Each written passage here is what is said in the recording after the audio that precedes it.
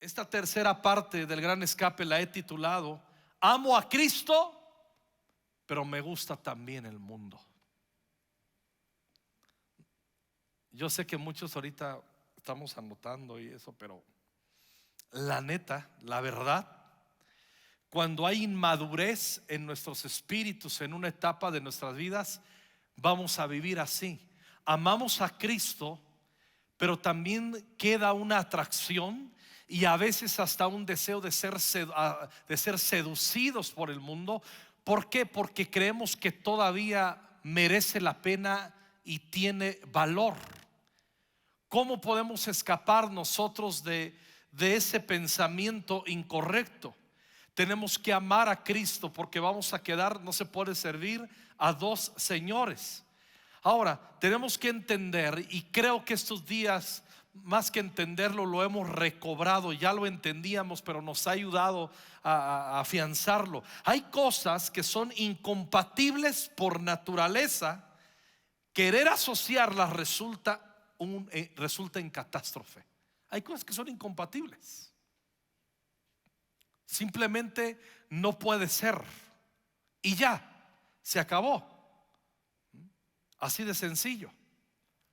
Y si no lo trasladamos eso a nuestra fe, vamos a tener problemas y tendremos la posibilidad de vivir engañados, llamando a lo bueno malo y a lo malo bueno. Y esa no es la voluntad de Dios. La mayoría aquí en México, si tenemos un auto, los que tenemos un auto, somos bendecidos por Dios con ello, la mayoría son de gasolina. Pero imagínese un día, yo voy a la estación, yo voy a la gasolinería y le digo a Norma: Norma, está de oferta, está más barato. No me había dado cuenta que el diésel es más barato. No sé si es más barato o no, nunca uso diésel, ¿sí? Pero llego y digo: está de oferta y es más barato el diésel, o es más el litro, ¿sí? Los que saben, es más caro.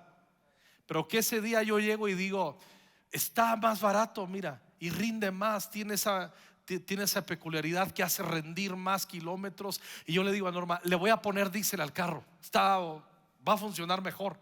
Y Norma va a decir: Alejandro, no puedes ponerle diésel al carro, no es compatible. El motor con diésel es de gasolina, funciona con gasolina.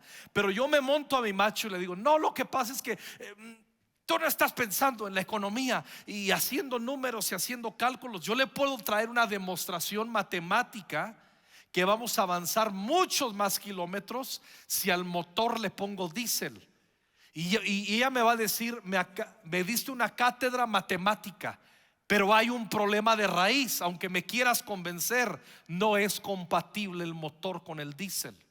Y si yo me pongo necio y digo: pues no me importa lo que piensas, yo hice números y vamos a ahorrar más, y le pongo y le meto diésel al motor, enciendo el auto, ¿va a avanzar? Sí avanza, y unos kilómetros, pero va a tronar el motor, porque me aferré a intentar hacer compatible algo que no.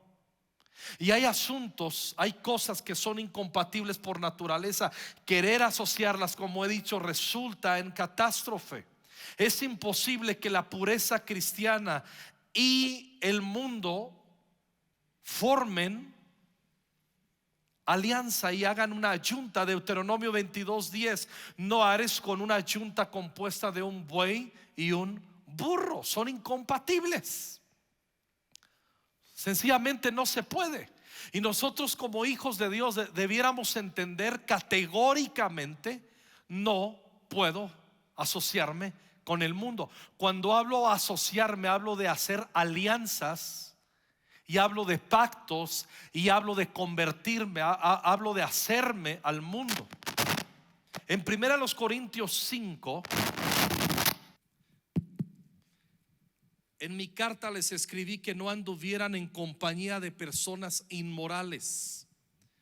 Y dice el apóstol Pablo: no me refería a la gente inmoral de este mundo, o a los codiciosos y estafadores, o a los idólatras, porque entonces, miren lo que nos dice: tendrían ustedes que salirse del mundo. Ya quedó claro, espero, Hace 8 días por lo menos recibimos herramientas para comprenderlo. Dice, tendrían ustedes que salirse del mundo. Y aclara el apóstol Pablo, no me refería a esa gente, tendrían que salirse, sino que en efecto les escribí que no anduvieran en compañía de ninguno que, llamándose hermano, es una persona inmoral o avaro o idólatra o difamador o borracho o estafador. Con esa persona ni siquiera coman. Lo dice muy claro el apóstol Pablo. Si les contara historias de cuánta gente he tenido que expulsar de la iglesia porque se dicen hermanos y no viven la fe. Y he tenido algunos que decirles, hey, alíneate o no tienes el privilegio de pertenecer a esta comunidad que buscamos la integridad. ¿Sí? Hay unos que dicen, pues me voy. No, no te vas. Yo te digo que te vas para que no cuentes otra versión. ¿Sí? Hoy ya le voy a seguir aquí. Creo que está claro, y con esto estamos afirmando. El apóstol Pablo le decía, me he hecho a algunos con la posibilidad y con tal de ganarlos. Somos luz en medio de las tinieblas. Y en Juan 17 en el Evangelio Jesús oró, dice, están en el mundo pero no son del mundo. No te pido que los quites del mundo, sino que los guardes del mal. Jesús nunca estuvo pidiendo ya, ¿para qué lo digo? Ahorramos tiempo. Versículo 2 Corintios 6. Ahora, antes de referir 2 Corintios 6, quiero decirles esto: el contacto con el mundo es inevitable, pero la comunión y las alianzas con él sí las podemos evitar. El contacto con el mundo es inevitable, pero las alianzas son evitables. Quedarnos seducidos por el mundo debemos evitarlo. Ahora vamos a leer un pasaje que nos es común y nos es familiar. Y la verdad, la mera verdad, es que yo cuando era muy jovencito, desde que era adolescente, cuando llegué a ir a los campamentos y nos querían advertir del mundo y no andar en el mundo, usaban los pastores este versículo que me parece genial, magistral, pero a mí me quedaba una sensación solamente que me lo están prohibiendo. Y no me gusta que me prohíban. Y salía, ok, ponía humilde mi corazón y digo, estoy dispuesto a obedecer la palabra, pero al último no me gusta que solamente me digan, no te asocies con las tinieblas. No me gustaba que me dijeran estos versículos: no estén unidos en yugo desigual con los incrédulos. Pues qué asociación tienen la justicia y la iniquidad, o qué comunión la luz con las tinieblas, o qué armonía tiene Cristo con Belial, o qué tiene en común un creyente con un incrédulo, o qué acuerdo tiene el templo de Dios con los ídolos, porque nosotros somos el templo del Dios vivo. Como Dios dijo, habitaré en ellos y andaré entre ellos y seré su Dios y ellos serán mi pueblo. Entonces comienza el apóstol Pablo diciendo, no se unan en yugo desigual con los incrédulos.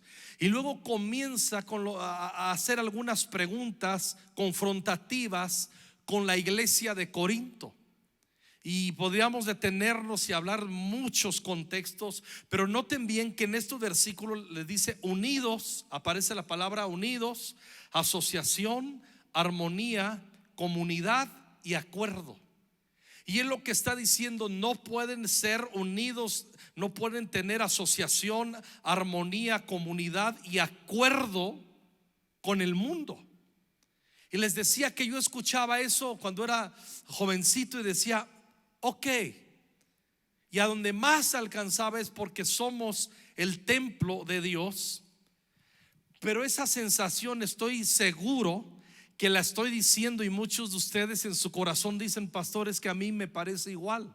Siento como que ¿a cuánto les pasaba antes de ser cristianos que les hablaban de Cristo y ustedes decían, no voy a la iglesia porque ahí me prohíben, porque ahí prohíben, porque ahí, y la verdad, como a mí me gusta el mundo, sí me gusta lo de Cristo, pero me gusta el mundo y no me gusta que me prohíban eso. Y leemos estos versículos, pero ¿por qué el Señor nos está diciendo que no tengamos unidad y no nos unamos en yugo desigual? Porque somos, dice, primeramente el templo de Dios, el templo del Dios vivo, y Dios prometió, escúchenmelo bien, habitar, dice, entre ellos, y andaré entre ellos y seré su Dios y ellos serán mi pueblo. Cuando vamos al versículo 17, dice: por tanto,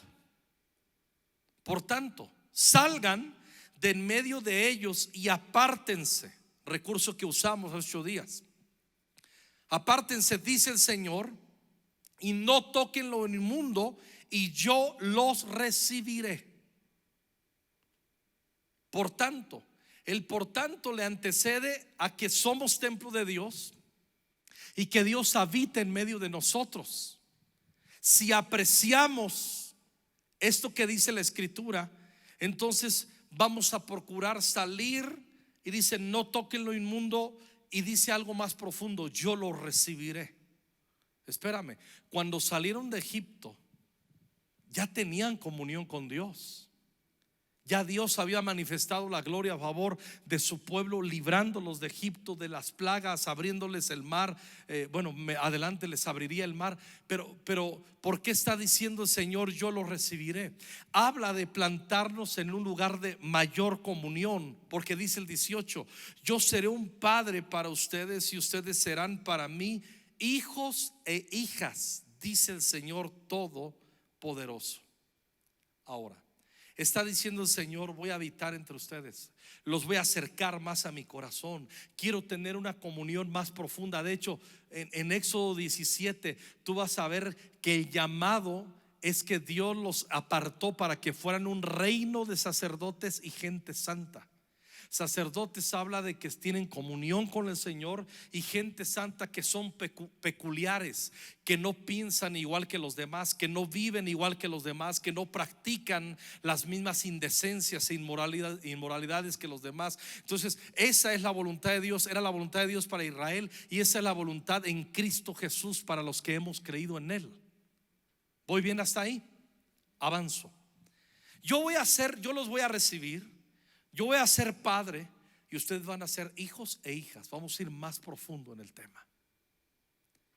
Quiero algo más profundo. Dice el Señor Todopoderoso. ¿Quién lo dice? Escuchen bien. Escuchen este dato muy importante. En el Antiguo Testamento se habla mucho del Dios Todopoderoso. Tú buscas una concordancia y buscas el Señor Dios Todopoderoso, y son incontables veces que lo cita el Antiguo Testamento. Pero en el Nuevo Testamento esta es la primera vez que aparece el Señor Todopoderoso. Es la primera vez en el Nuevo Testamento. ¿Por qué no dice: seré un padre, ustedes serán mis hijos e hijas? Dice Dios. ¿Por qué no dice nada más Dios? ¿Por qué dice el Todopoderoso? En el Antiguo Testamento el Todopoderoso se conocía como el Shaddai. El Shaddai, el Dios Todopoderoso. ¿Me ayudas, Josa? Y también significa, escuchen bien, el Todopoderoso, pero el que todo lo suministra. ¿A dónde quiero llegar? Que el Señor está diciendo: si ustedes salen, si ustedes entienden que son mi pueblo, yo los voy a recibir, voy a profundizar, voy a ser padre, ustedes hijos. Y la firma que pone Dios para ello es, atentamente, el Shaddai. Ahora, en el mundo evangélico, correctamente pero incompleto, el Shaddai entendemos y sabemos que significa el Dios Todopoderoso. Pero cuando hablamos del Todopoderoso, lo asociamos a que es un Dios que puede hacer todas las cosas, que no hay nada imposible para Él, asunto que es correctísimo. Pero hasta ahí lo dejamos, y como consecuencia, como es un gran Dios de poder, le doy exaltación, le doy gloria, lo alabo, lo bendigo. Entonces Él es el Todopoderoso, para que le admiremos y lo podamos adorar. Eso es correcto, pero hay algo más. En la perspectiva correcta del significado de Shaddai, es el Todopoderoso, el que tiene, el que puede hacer todo, el que tiene todo para suministrártelo, para dártelo a ti como hijo y como hija. Y eso cambia el sentido. No es lo mismo pensar en el Shaddai como el Todopoderoso, o como el Todopoderoso que está dispuesto a suministrarme. ¿Qué padre no queremos darle a nuestros hijos todo lo que podamos darles? Les voy a contar una historia un poquito triste. Estoy sano del tema, no se preocupen. Cuando era niño, mi padre, aquí está mi hermano Arturo, era un excelente e inteligentísimo comerciante. Ganaba mucha lana, pero perdía todo en el juego, ya les he dicho. Y eso nos sentenciaba que mi papá ganaba mucho, perdía todo, vivíamos siempre pobres por el vicio de mi padre. Pero en cuanto a trabajo y liberalidad y fuerzas e inteligencia, era brillante ese señor, era impresionante. Don Chava, don Salvador Escobedo. Y por temporadas él vendería zapatos. ¿Te acuerdas cuando nos íbamos a vender zapatos con él afuera del mercado? Y nosotros eras de pase marchanta, barabara, barabara. Yo crecí así. O sea, de ahí me salió el pulmón para predicar. Todo ayuda bien de nuestra niñez. Yo era un niño comerciante. Pásele, súbale Perla Reforma, súbale hay lugares. ¿Qué tal? ¿Me sale bien o no? O sea, si un día me despiden, no se preocupen, hermanos, Dios me está. Y mi papá vendía zapatos. Y vendía unos zapatos bien padres. Vendía de todo, pero había unos wow. Y me acuerdo, yo en lo personal, yo quería que él me regalara unos zapatos de los que me gustaban, pero él nunca me regaló unos zapatos de los que vendía. Eso ya no está padre.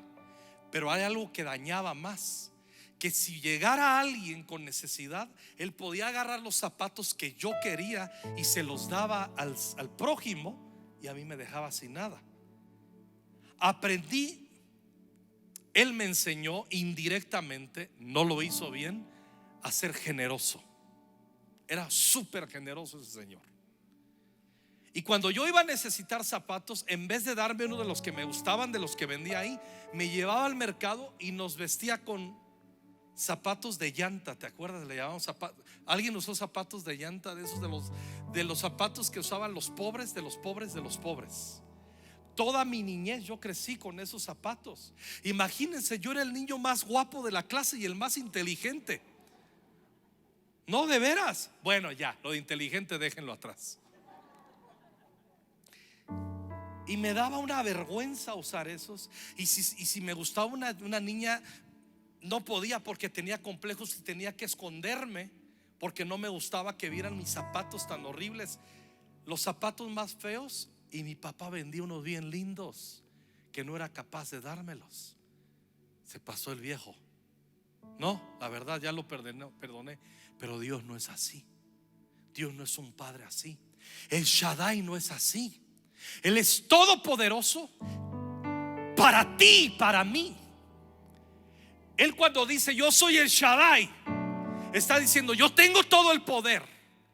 Yo puedo hacer todo lo que tú no puedes, y yo lo puedo hacer a tu favor. No te va a pasar como a mí con los zapatos con Dios. Él es un padre que te ama. Él es un padre que vela por ti. Y lo que Dios está diciendo: yo quiero que ustedes me experimenten como hijos, como hijas. Pero quien lo firma es el Shaddai, el Todopoderoso, que quiere suministrarte lo que necesita tu espíritu, tu alma, tu cuerpo. Necesitas inteligencia, pídemela, yo te lo doy. Necesitas que te libre de tus enemigos, yo te libro de tus enemigos. ¿Qué necesitas? Soy el Todopoderoso, soy el Shaddai. La raíz Shah de la palabra Shaddai tiene la connotación de seno materno, el cual representa provisión, cuidado, y que en Dios tenemos todo lo que necesitamos.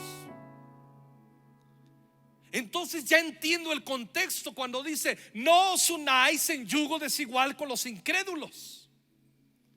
No es que Dios me está queriendo privar de algo, es que Dios me quiere trasladar a una posición donde yo le experimente en sus herencias, en su amor, en su paternidad, en su gloria, en su provisión, y que yo pueda entender que tengo en Él todo lo que necesito. Quien no sale del mundo es porque se siente inseguro en Dios. Quien conoce en más profundidad al Señor va a decir lo que cantamos: si te tengo a ti. Si te tengo a ti, lo tengo Cántalo. todo, mi amado. Fuera de ti. Nada deseo, Señor. Puedes alzar tus manos ahí sentado, sentada. Si te tengo a ti, lo tengo todo, mi amado, mi tesoro. Fuera de ti, nada deseo, Señor. ¿y sabes qué sucede? Ya no es una canción nada más, se convierte en algo vivencial. Cuando Dios dice: no toquéis lo inmundo, salgan de ahí, no es que Dios te está queriendo privar de algo que te va a llenar. ¿Por qué Dios nos habría de quitar algo que nos edificara? ¿Por qué Dios nos habría de probar diciendo: sal de ahí? ¿No nos unimos en yugo desigual con los incrédulos? Porque entonces no podríamos experimentarle como el Shaddai. El Señor nos dice: por haber dejado cosas, por haber dejado relaciones, por haber decidido hacer el gran escape y no tocar más lo inmundo, tus manos han quedado vacías y ahora yo te recibo. El apóstol Pablo en Filipenses 2 da una lista impresionante de quién era y qué tenía. Y el apóstol Pablo le quiere hacer entender con mucha más profundidad. A los filipenses les escribe, les dice: si alguno de ustedes confía en la carne, o sea, en sus logros, en su fuerza, en su empresa, en su profesión, eso es confiar en la carne, en tus logros, en lo bueno que tienes por tu esfuerzo. No está diciendo el apóstol Pablo que está mal haberlo conseguido. Está diciendo el apóstol Pablo: está mal que eso sea tu confianza y tu ancla en la vida. Y dice el apóstol Pablo: ustedes tienen credenciales para confiar con sus logros. Y dice Pablo: pues ahí les va. Y saca su currículum. Fariseo entre fariseos, tengo nacionalidad romana, que en aquel tiempo sea, y soy judío, instruido a los pies del mejor maestro de la época entre los judíos y fariseos, Gamaliel, celoso de la ley, un hombre incorruptible moralmente. Y comienza a decir un montón de cosas y termina diciendo: pero esas cosas en las que estaban clara mi confianza son pérdida, las tengo por basura. En el griego original es por estiércol, por desecho. Las tiro a los desechos con tal de conocer más a Cristo. Ese Cristo que dijo: únanse a mí, permanezcan en mí, porque separados de mí nada podrán hacer. Permanencia, discípulos. Y es ahí donde estamos chupando el poder de Dios. Es ahí donde experimentamos a Jesús, que es el Shaddai, el Todopoderoso, que Cristo Jesús todo lo llena en todo, dice Colosenses. Él es la plenitud. Él es nuestra plenitud. ¿Por qué entonces tenemos atracción por otras cosas cuando no entendemos el poder de la cruz? Lo he dicho 1000 veces y lo voy a seguir diciendo 5000 hasta que podamos nosotros apreciarlo. Quien entiende el poder de la gracia se santifica. Quien entiende el poder de la gracia renueva su mente. Quien entiende el poder de la cruz sale del mundo, en el sentido que en mi corazón no lo asocio. Ando metido aquí, pero para hacer luz, pero no para hacer alianza. Muchos no logran percibir ni disfrutar la excelencia del Señor, pues aunque se acercan a Él, todavía tienen demasiado aprecio por cosas que debieron aborrecer desde que fueron rescatados por su amor. ¿Se acuerdan? Hace 15 días el gran escape. Les dije, salieron de la Pascua y les dijo: coman la Pascua con zapatos, con vestido y con bastón. Porque entendemos, luego de nuestra gran salvación viene nuestro gran escape. No por cobardes, sino porque entendemos que nos vamos a encontrar en el desierto con el Shaddai, con el que nos va a dar mucho más abundantemente de lo que pedimos o entendemos, según el poder que actúa en nosotros. De eso se trata el gran escape. Amar el mundo, aun cuando nos lleva a prácticas inmorales o corruptas, se debe al hecho que todavía no hemos estimado como pérdida todas las cosas que hay en él.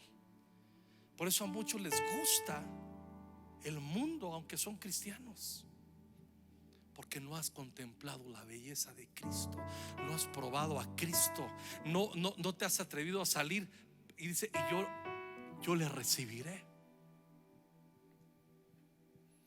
Pastor, ¿a ti no te atrae el mundo? Claro que me atrae el mundo. Claro que me atrae el mundo. Pero no me dejaré dominar. Hablamos hace 8 días. A todos nos podrá parecer atractivas algunas cosas del mundo, o muchas. ¿Qué importa si algunas o muchas? El asunto es que no nos podremos dejar seducir. ¿Y qué es lo que nos ayuda? ¿Qué es lo que nos da la victoria? Segunda a los Corintios 7:1, y terminaré con ello. El apóstol Pablo dice aquí: por tanto, amados, que es el siguiente versículo. El 6:18 termina y entra el 7:1. Aquí están divididos, pero realmente están de corrido. Por tanto, amados, teniendo estas promesas. ¿Cuáles promesas? Las del capítulo 6, versículos 14 en adelante, 18 y 19. Esas que leímos. Que Él es nuestro Padre, que Él nos recibe, que Él es nuestro Dios todopoderoso, que Él es nuestro Shaddai. Teniendo esas promesas, siendo que Dios te está diciendo: esas son las promesas, limpiémonos de toda inmundicia de carne y del espíritu. Ahora entiendo por qué dice: no os unáis en yugo desigual con los incrédulos. No es una restricción absurda, es un consejo para vida, es un consejo para bendición. Quien no lo entiende lo ve como una prohibición. No, yo no, o sea, si me gusta ir a la iglesia, está bien chido, no, está padre, no, cantan bien chido, tocan bien chido, no, o sea, el ambiente está padre y el pastor es medio gruñón, pero pues cae bien de repente, ¿no? O sea, está bien, o sea, 2, 3, está bien, pero no, eso que me van a prohibir. Espero que lo estés entendiendo. No te prohibimos nada. El Señor te ofrece que aquello de lo cual no te quieres desvincular, te está prometiendo: si lo dejas, vas a conocer que soy tu Shaddai, el que tiene todo el poder, y te proveo lo que necesitas, y no tendrás que andarlo buscando allá afuera. ¿Quién dice que el cristianismo es aburrido? Los ignorantes, los que no han experimentado a Cristo. Limpiémonos de toda inmundicia de carne y del espíritu, perfeccionando la santidad. ¿En qué? En el temor del Señor. Conclusión. Concluimos que no se logra salir del mundo, escúchenlo bien, no se logra salir del mundo con una serie de reglas que nos ayudarán a discernir qué es el mundo y qué no es el mundo. Se trata de apreciar a Dios como Padre, como Papá, y vivir apegado a Él, y así descubrir la plenitud que tenemos en Él. La santidad y el desapego al mundo es un fruto del respeto y temor reverente al Señor por encima de listas de reglas que cumplir. Cuando nosotros estamos, ¿y esto es pecado? ¿Y esto no es pecado? No entiendo. Mira, la Biblia dice, habla de Jesús: has amado la justicia y aborrecido la maldad. Amar la justicia y aborrecer la maldad es vivir en la expresión del temor de Dios, ¿sí o no? Eso es temer a Dios. ¿Qué es temer a Dios? Amar la justicia y aborrecer la maldad. Con el temor de Dios el hombre se aparta del mal, dice la Escritura. Entonces dice: has amado pues la justicia y aborrecido la maldad, por lo cual, recompensa, te ha ungido Dios, el Dios tuyo, con óleo de alegría más que a tus compañeros. Te ha ungido Dios. Y luego el apóstol Juan dice: no tienen necesidad de que nadie les enseñe las cosas, todas las cosas, porque la unción misma es la que les capacita para enseñarles las cosas. No está diciendo que no necesitamos pastores y maestros. Está hablando que la unción en el día a día, en la vida experimental, en la vida cotidiana, la unción nos enseña. La unción nos dice: esto no es del Señor, esto glorifica a Dios, lo practico. Esto no da gloria a Dios, salgo de ello. Es la unción, pero la unción es la recompensa al temor de Dios. La unción es la recompensa por haber temido a Dios. Quien no teme a Dios no recibe unción. Quien no tiene la unción no tiene discernimiento y siempre ¿cómo? ¿Y en qué termina? Cuando no hay unción, nuestras vidas terminan funcionando así: hay de los que lo malo llaman bueno y a lo bueno malo, y ahí termina la historia. Y esa no es la voluntad de Dios. Entonces nos santificamos para tener una relación más profunda como Padre, y nosotros como hijos, Él como Padre, nosotros como hijos. No es una prohibición necia. Por eso la santificación del creyente tiene que ver con el temor de Dios. Y el temor de Dios hace que entren en operación la palabra, hace que entre en operación, gracias, el respeto al Señor. Y la unción nos enseña. ¿Cómo nos damos cuenta que estamos madurando en nuestra fe? Muy sencillo: cuánto está sentado el Señor, el temor del Señor en nuestros corazones. La mayor evidencia de una vida ungida, temerosa, ungida es la vida del temor a Dios. No hay lecciones de cómo temer. Tememos cuando lo contemplamos, porque cuando tenemos comunión con el Señor, entendemos que es un Dios de gracia, pero entendemos que es un Dios temible y terrible también. Y entonces decimos: Señor, te voy a temer. El temor de Dios protege nuestro corazón de la mundanalidad.